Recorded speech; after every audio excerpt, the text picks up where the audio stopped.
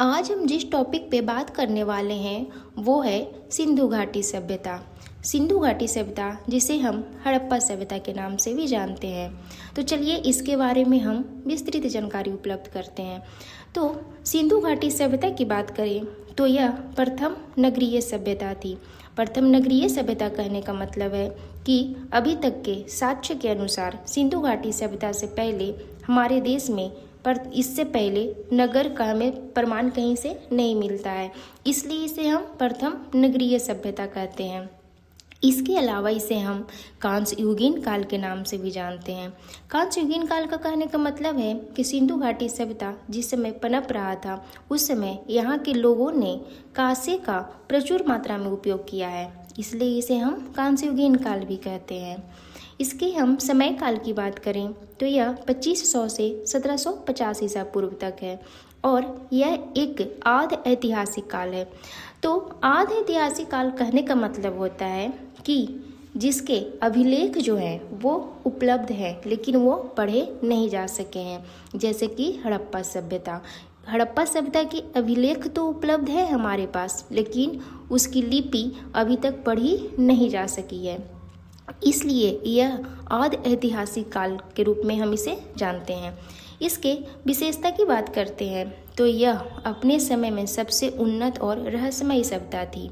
इसके समकालीन सभ्यता में था मेसोपोटामिया तथा मिस्र की सभ्यता, यानी जिस समय हमारे देश में हड़प्पा सभ्यता या सिंधु घाटी सभ्यता उभर रही थी उसी तरह विश्व के अन्य कोनों में भी अन्य सभ्यताएं थी। उसमें से महत्वपूर्ण थी मेसोपोटामिया तथा मिस्र की सभ्यता। हम हड़प्पा सभ्यता की मुख्य विशेषताओं के बारे में जानें तो इसमें से सबसे फर्स्ट है कपास का प्रथम उत्पादन, यानी हड़प्पा सभ्यता का जो समय काल था उस समय हमें वहाँ से कपास का साक्ष्य मिलता है, जो कि विश्व में सबसे पहले सूती वस्त्र बनाया गया था। इस वजह से यूनानियों ने इसे सिंटन भी कहा है। नेक्स्ट विशेषता की बात करें तो यह समाज जो था वो मातृसत्तात्मक समाज था। जिस तरह से अभी हमारा समाज पितृसत्तात्मक समाज है, उसी तरह से जो हड़प्पा सभ्यता था वो उस समय मातृसत्तात्मक समाज था, ना कि पितृसत्तात्मक समाज। अगर हम इसकी लिपि की बात करें तो लिपि जो थी वो चित्रात्मक थी, जैसे कि आप फिगर में देख रहे हैं। बिल्कुल इसी तरह से चित्र के आधार पर लिपि को दर्शाया जाता था, लेकिन इसे अभी तक पढ़ा नहीं जा सका है। अभी तक पढ़ा नहीं जा सका है, इस वजह से हम इसे क्या कहे हैं, आद ऐतिहासिक काल भी कहे हैं। यहाँ से हमें मोहरों के भी साक्ष्य मिले हैं। तो ये सर्वाधिक किसकी बनी हुई थी, सिलखड़ी की बनी हुई थी। नेक्स्ट हम बात करते हैं कि जो सभ्यता का जो भौगोलिक विस्तार था वो कहाँ तक था। तो इसका जो विस्तार था वो हमें मिलता है, उत्तर में बात करें तो यह उत्तर में जम्मू जो कि मांडा, दक्षिण में दैमाबाद जो कि कहाँ है, महाराष्ट्र। उसके बाद यह हमारा पूर्व में आलमगीरपुर यानी उत्तर प्रदेश, और हमारा जो ये है पश्चिम में बात करें तो ये है सूतकांगेडोर यानी जो कि कहाँ है, बलूचिस्तान में।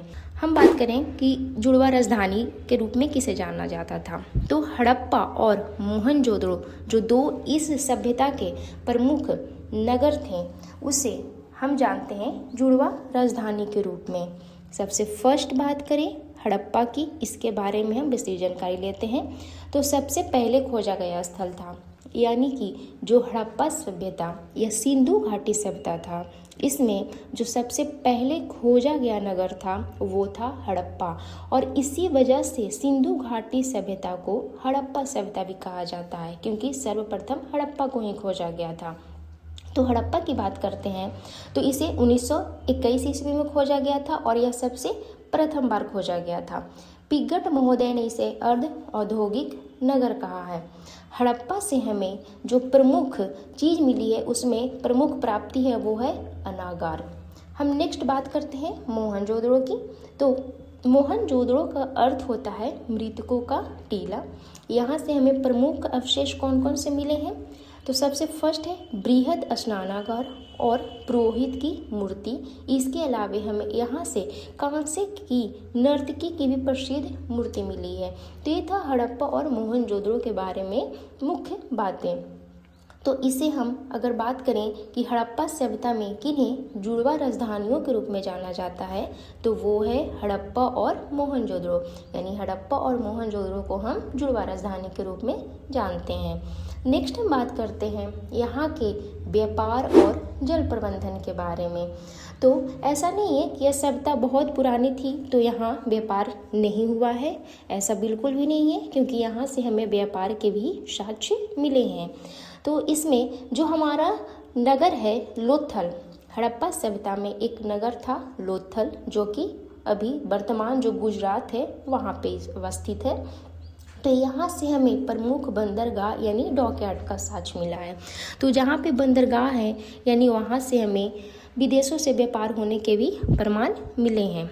तो लोथल की बात करते हैं तो यह जो नगर था वो दो भागों में नहीं बटा हुआ था, बल्कि एक ही प्राचीर से सुरक्षित था। यानी यहाँ के जो बहुत सारे नगर थे वो दो भाग में डिवाइड थे, यानी दो भाग में प्राचीर से वो घिरा हुआ था। लेकिन जो हमारा लोथल था वो बस एक ही प्राचीर से घिरा हुआ था। तो लोथल के बारे में विशेष जानकारी क्या है कि यहाँ से हमें प्रमुख बंदरगाह का साक्ष्य मिला है।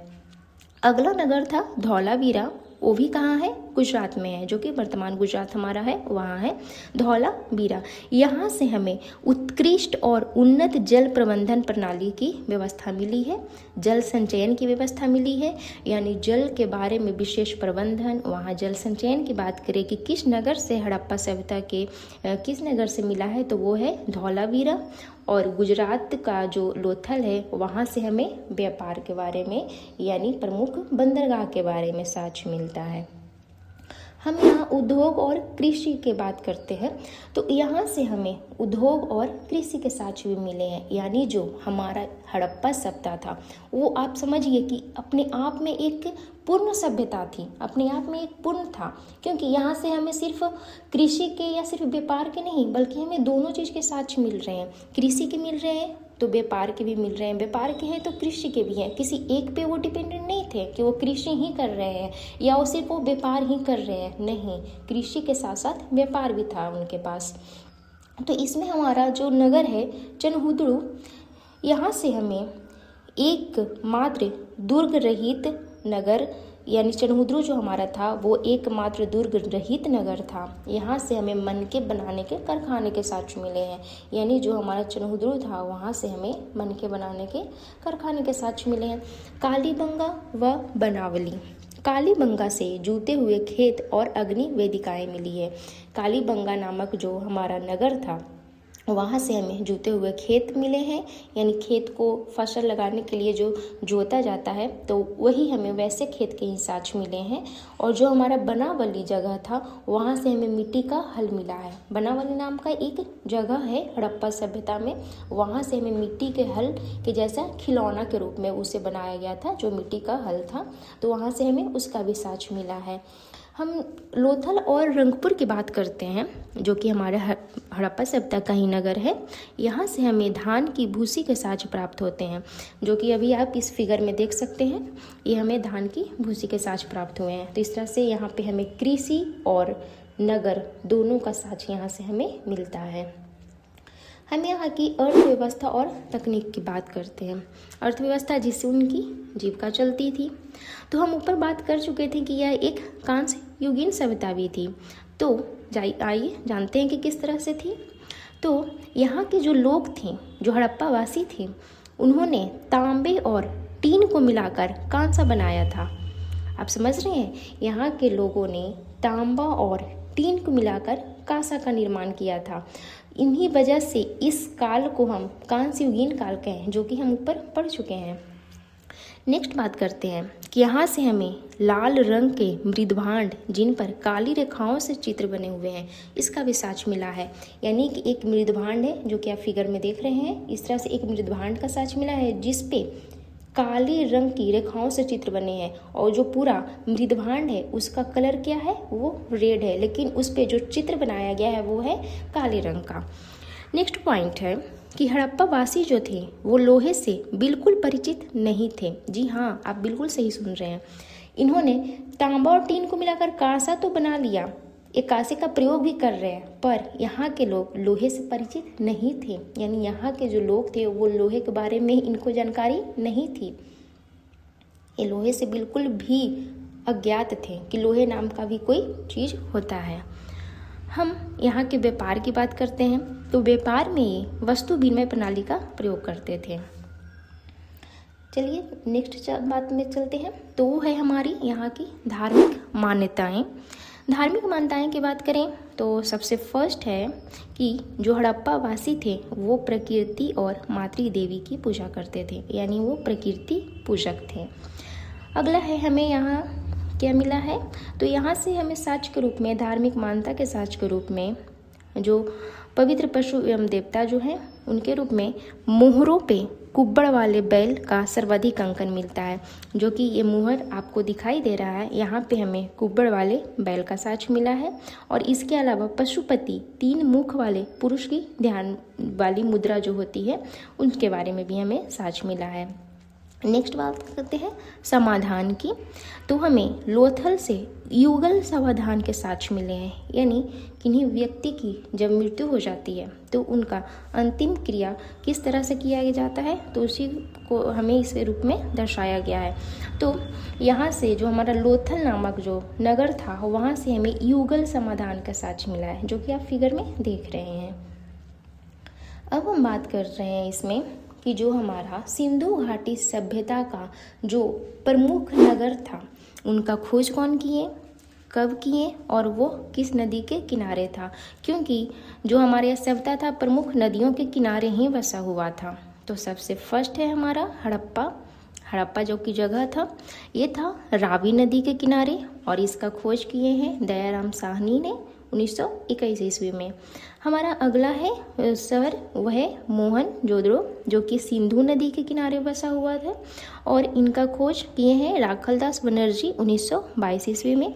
चन्हुदड़ो जो कि सिंधु नदी के किनारे है, इनका खोज है किए हैं अर्नेस्ट मैके ने जो कि 1935 में। लोथल नगर जो कि भोगवा नदी के किनारे है, इसका खोज रंगनाथ राव ने किए हैं 1955 से लेकर 1962 के बीच का टाइमिंग है।